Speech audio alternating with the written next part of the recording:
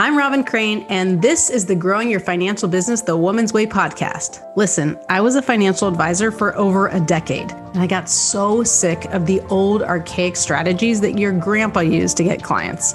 What the industry teaches today is still so outdated and just doesn't work anymore. So I had to find a better way for myself, and then I got obsessed with sharing these how-tos with other women like me. The stuff I teach doesn't require giving up your life, your sanity, or your family time. I want women like you to have it easier than I had it, so you can thrive in the industry. I've now helped thousands of women grow their financial businesses to multiple six figures, some even seven figures per year. So on this podcast, you're going to get an inside look at how they did it so you can do it too. Let's dive into the show. Welcome, welcome. I am excited to have Paulette Perhach here. She is an author and writing coach with work in the New York Times, Elle, Vice, Marie Claire, Yoga Journal, and McSweeney's Internet Tendency. Her book is Welcome to the Writer's Life, which was selected as one of the Poets and Writers' best books for writers. She continues to write about writing craft, business skills, personal finance, and joy at welcometotherwriterslife.com. Okay, I had to put some oomph in there because I had to read it. Okay, so welcome, Paulette. Great to have you here. Thanks so much for having me. Yeah, my pleasure. Okay, so so you're a writer, and then you write for some publications. You were talking about writing for the podcast. Stacking Benjamins. So they talk about investments and whatnot. So you know this world of investing, the women who are listening to this. So what got you into writing? Like, why do you think it's important? I'm kind of curious from that angle, because my feeling for women in financial services is that there's not enough emphasis on really owning and having their own voice. That it's like, oh, we'll even send newsletters that our company has like these pre-approved materials to send. And like, nobody wants to read that stuff. Like, I don't even know how they're still in business. So, I mean, I think they need to get creative and have a voice, but yeah, tell us a little about your journey and then why you think it's important for this industry. Yeah, absolutely. So I certainly started as an artist and a writer and kind of backed into entrepreneurship and personal finance and kind of the money world. And I think that a lot of people who start in the money world need to like back into creativity to meet their goals, because there's so much work that they do together. And so, I was very typical, just, middle school yearbook, high school yearbook, journalism degree. And I had a story on women and money go viral in 2016. And that really kind of scooped me into the personal finance world in a way I never expected. And I've learned so much, and it's been great to also teach so much to people who, are passionate about helping people. And if you can't get someone's attention, you can't help them. And if you sound just like every single other person, or you seem just like an organization, you're not going to get their attention. So I think it's essential for everyone to learn those skills of storytelling. That's awesome. So I'm really curious about this first article that went viral. So what was it? I mean, women and money, obviously it was about, but what was the angle that why do you think it got so much attention? Can I cuss on your podcast? Oh yeah. Fuck yeah. So it was called The Story of a Fuck Off Fund. It's called The Story of a Fuck Off Fund. And it was about how every woman should have enough money to tell someone to fuck off if a fuck off is deserved. And I think a lot of women know what it's like to not have enough money to tell someone to fuck off. Damn. This just got crazy right now. I don't think I've really sworn much on this podcast because, there could be the like higher ups on the corporate going like, should we have her come speak? And not if she drops the F-bomb, but we've taken it to another level. I like it. So it was about the fuck off fund, so that you need to have enough money so that you can tell someone fuck off. Okay. That's really interesting, because one of my clients, she's now one of my best friends. Her name's Lisa Chastain. She's a money coach in Las Vegas and quite big in that niche now.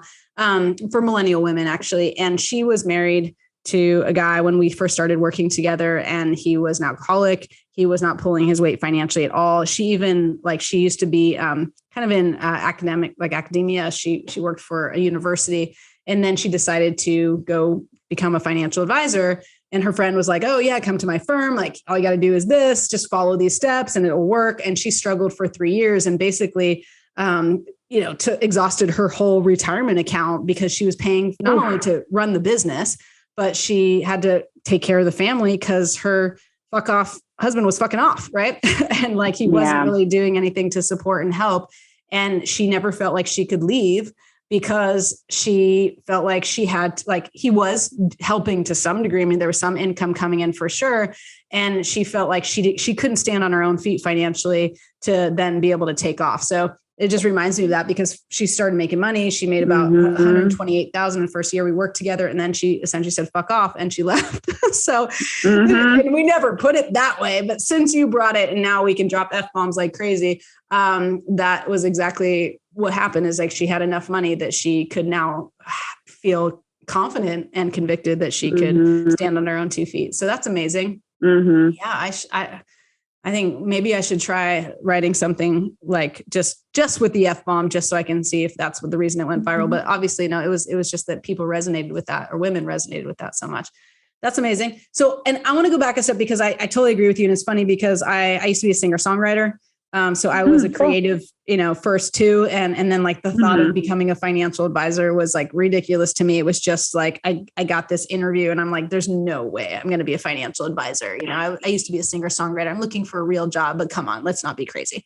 And then I went in for interview practice thinking like I might as well get interview practice, and ended up becoming a financial advisor, and kind of the rest is history. But having that, I think most women, they're great at the relationship side. And most women who are successful in the industry, it's not because they're good at math, and it's not because they're good at crunching numbers, but a lot of what is being taught to recruit women is like, oh, you're good at math, you're good at crunching numbers. Like, why don't you think about the financial industry?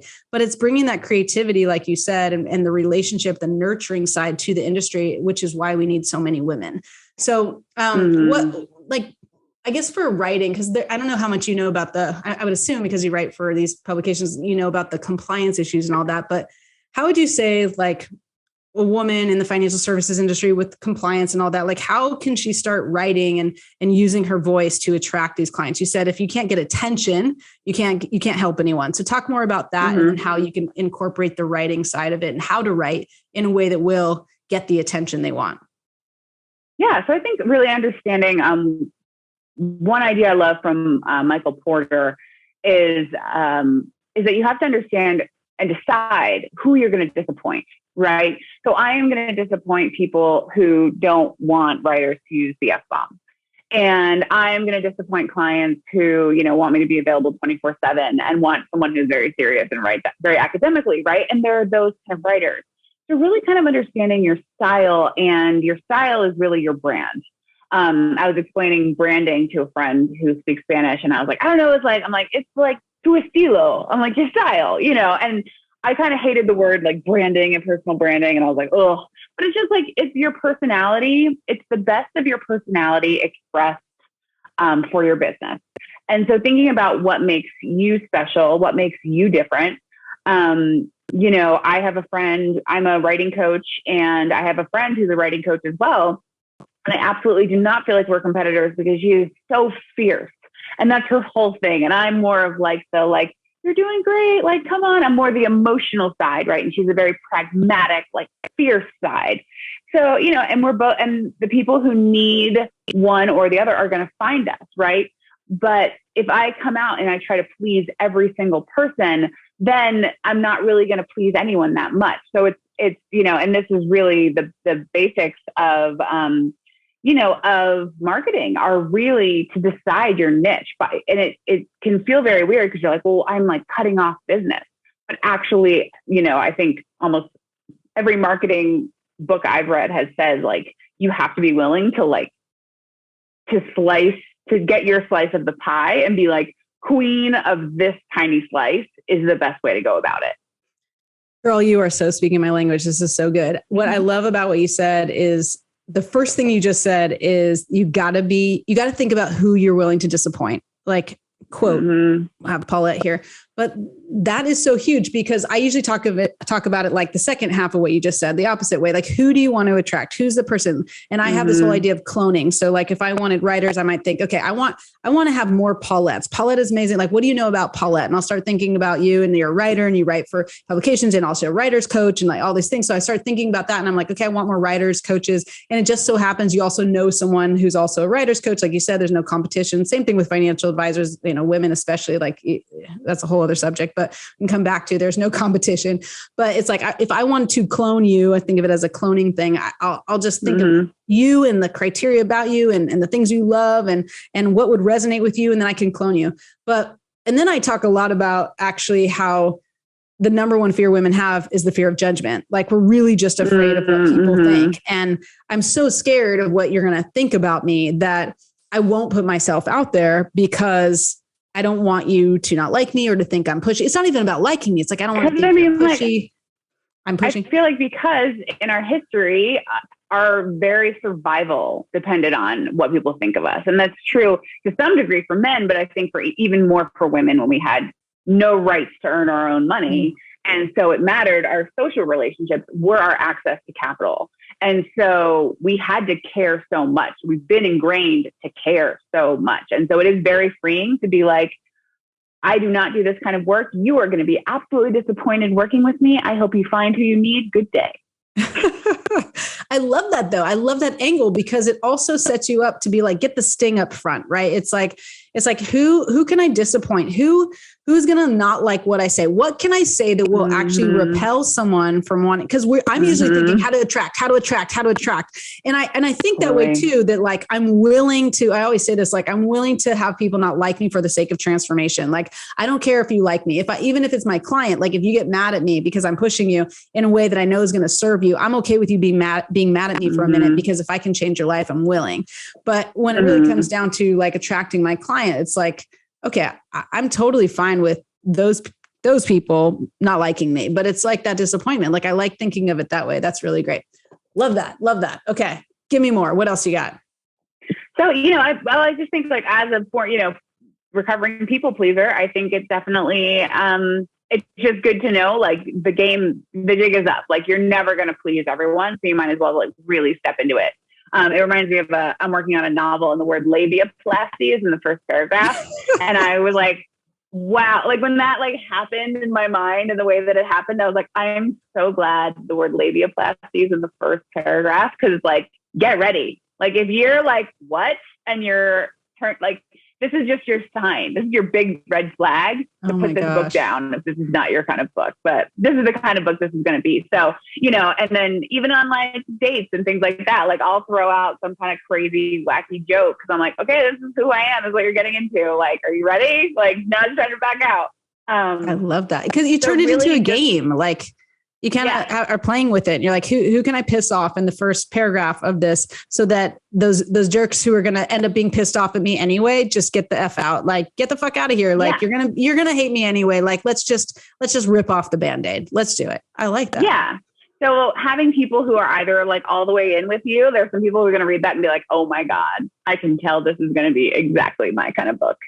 And so, with that, I think just really encouraging people to like have fun with it and be creative and express who you are in every single kind of way in every email, like even down to the font you use on your emails, right? Like who thinks about that? Let's think about that. Don't just use Arial, like use something creative and show people that you provide a different kind of experience. So I think just kind of kicking it up a notch. I used my friend Bethany works for branding and she's amazing and she helped me with colors and things like that. But really just considering your how you provide service as a creative expression and really thinking about like, how do I want to create an experience for people that reflects who I am and the kind of service I can provide. Yeah, it's bringing up like another woman I'm thinking about. Her name's Jessica Weaver, and she used to like financial advisor. She'd wear like the black blazer with her bun in the hair, in her hair in a bun, and just very much like I'll try to maybe people won't notice I'm a woman. Like I'm going to try to be as straight laced as everybody else is. And then she broke free of it. Like we started to really get clear on who she wanted to attract. And then she just like, it was the end. Like she now, she created a national holiday called National Pink Fix Day, because it was like for retirees, they get their pink fix that represented actually retirement being fun, as opposed to retirement being like, oh my gosh, like now I'm going to have this money. Will it last me the rest of my life? What am I going to do? And she has a blog called Not Your Father's Advisor. So she just went like all in. She wears pink lipstick. She has pink purses. She's like really into the pink thing, but it represents something. And she's like, just has that same type of attitude and like, I don't need everybody to like me. Like, I know who I am. Like, and not everybody feels like they know who they are. I think it's like hard for people sometimes, but if we let go of the judgment, if we can, I think it's more like, I don't know who I am because I'm afraid of what someone's going to think of me. And if you could just say, well, who can I disappoint? I'm going to go back to your line. Like, I love that. Who can I disappoint? Who can I like get out of the mix already? Like, who can I like say, don't work with me from the get go. So I only attract the people who I really want to attract. And then I'm free to be me. And whatever, whatever that means will start to shape. So do you think it's important for financial advisors to write a book? I think it can be a great way to get clients and, show your style and show your expertise and kind of get some, it's basically when I wrote my book, someone told me like, your book is your business card. And so, now that I'm a writing coach, it is like, okay, if you want to know what I'm about, what I believe, you can find it all here in my book. That's awesome. Yeah. Cause we definitely, I mean, I have a lot of advisors. They don't necessarily start writing the book. My husband teaches this thing, how to write the right book and actually how to use your book as your most powerful marketing plan, like to launch the book, pre-launch the book before it even exists, so you can start getting clients with it. So we have so many of our clients who are, they're starting the book with the book idea. And we're even doing this interview thing so that they can start attracting the right people. And then the book kind of takes shape. It's easier to even write the book because you know who it's for and you've talked to so many people like that. But I agree with you. Like how many, if you took 10 advisors and let's say, you're saying someone successful is thinking who, and usually it's not 10, let's just say three advisors. Who do I want to work with? Here, let me see your business card. There's a business card and it's in the shape of, your typical rectangle, normal white business card or blue business card with whatever on it. And then you got one that's a little bit more interesting. That's a square and it has some different colors on it. And you're like, well, I don't know if it resonates with me, maybe. And then somebody has a freaking book. Like, I don't know. Like I'll take the one with the book before I even read the book because it seems like that person's more credible off the bat. So I agree with you. Like that's amazing, which is why, we also do that with our clients as well. I'm trying to think like what else would be really beneficial for these women listening. But do you have, I don't know, I guess I was going to say about compliance, but again, I don't know how much you know about the compliance, but anything that you've experienced like with helping advisors with the whole compliance issue, like, I can't write or I can't be creative. I mean, I think it's about a bunch of bullshit, but what do you think? Yeah, no, I don't really have a whole lot of background on that, but I think, one thing that can help is just starting a blog because, a blog is just a page of a book. So, the blog that I have at Welcome to the Writer's Life, I just consider my first copy of my, my first draft of my next book.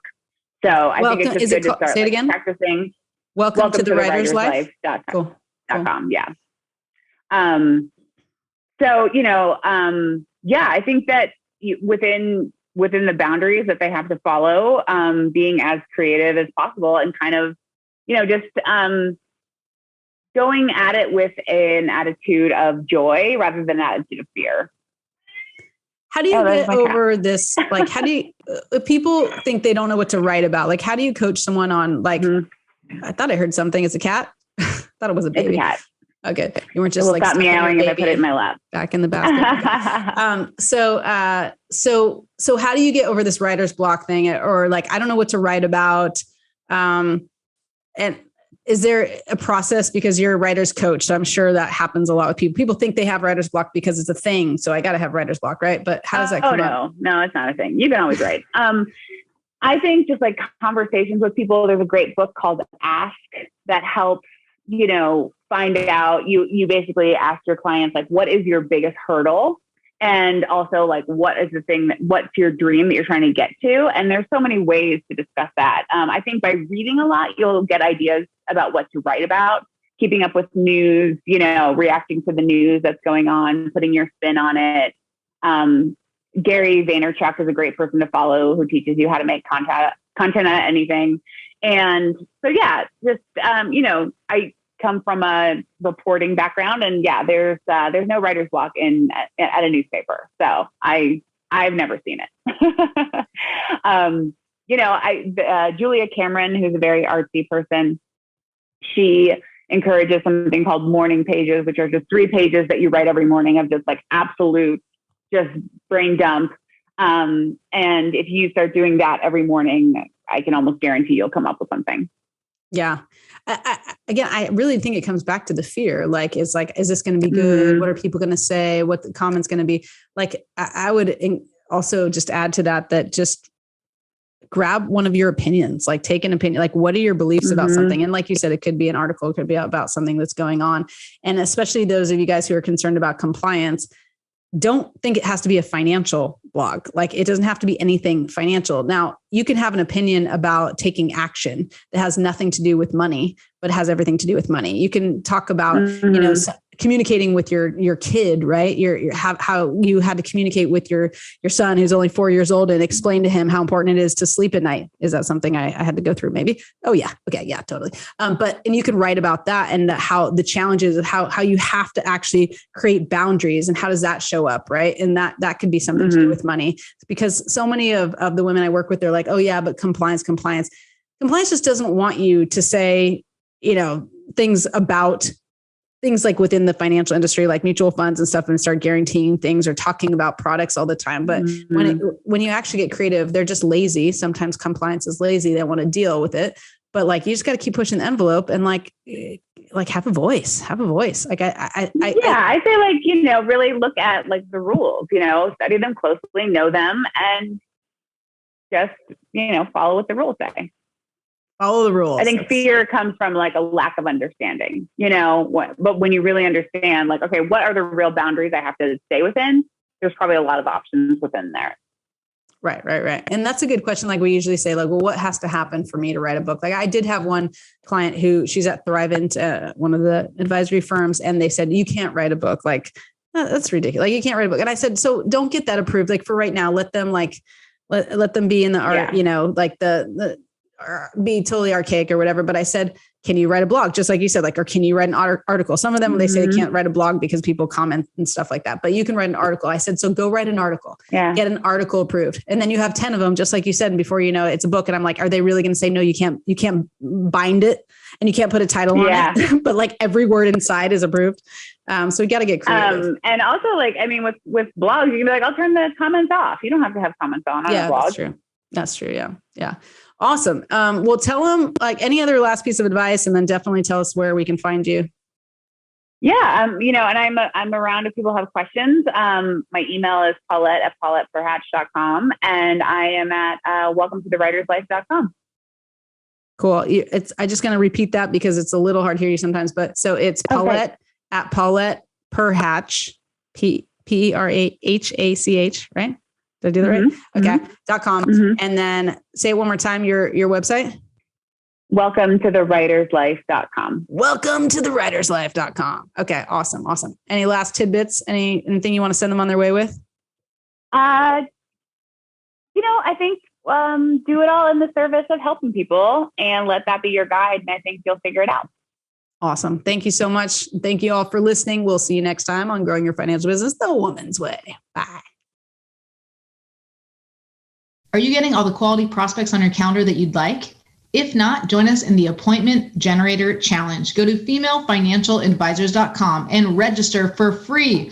We guarantee you'll get 5 quality appointments in 5 days if you follow this system, and you can do it from online. You don't even have to pick up the phone. Whether you're just starting, whether you've been in the industry 3 to 5 years, or even 30 years, this challenge will be perfect for you. Check it out, femalefinancialadvisors.com, and register for absolutely free. Can't wait to see you there.